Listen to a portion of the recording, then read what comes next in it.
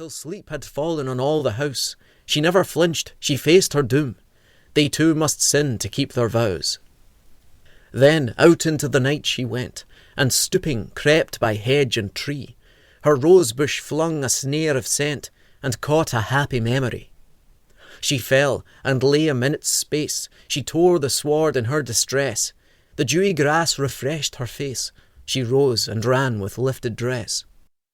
She started like a morn-caught ghost, once when the moon came out and stood to watch the naked road she crossed, and dived into the murmuring wood. The branches snatched her streaming cloak. A live thing shrieked, she made no stay. She hurried to the trysting oak, right well she knew the way. Without a pause she bared her breast, and drove her dagger home, and fell, and lay like one that takes her rest, and died and wakened up in hell. She bathed her spirit in the flame, and near the centre took her post. From all sides to her ears there came the dreary anguish of the lost.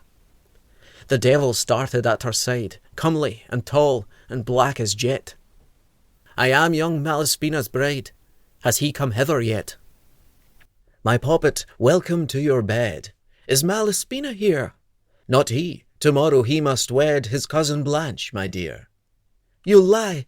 He died with me tonight. Not he. It was a plot. You lie. My dear, I never lie outright. We died at midnight, he and I. The devil went. Without a groan, she, gathered up in one fierce prayer, took root in hell's midst all alone, and waited for him there. She dared to make herself at home, amidst the wail, the uneasy stir, the blood-stained flame that filled the dome, scentless and silent, shrouded her. How long she stayed I cannot tell, but when she felt his perfidy, she marched across the floor of hell, and all the damned stood up to see. The devil stopped her at the brink. She shook him off. She cried, "Away!" My dear, you have gone mad, I think. I was betrayed. I will not stay. Across the weltering deep she ran. A stranger thing was never seen.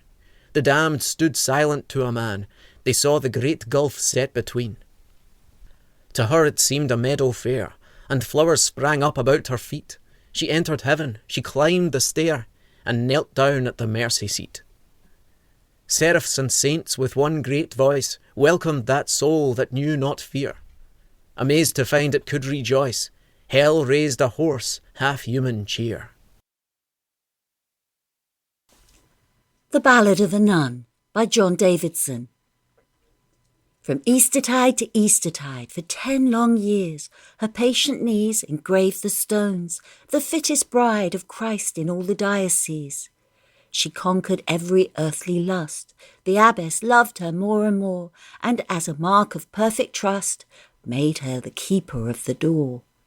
High on a hill the convent hung, across a duchy looking down, where everlasting mountains flung their shadows over tower and town.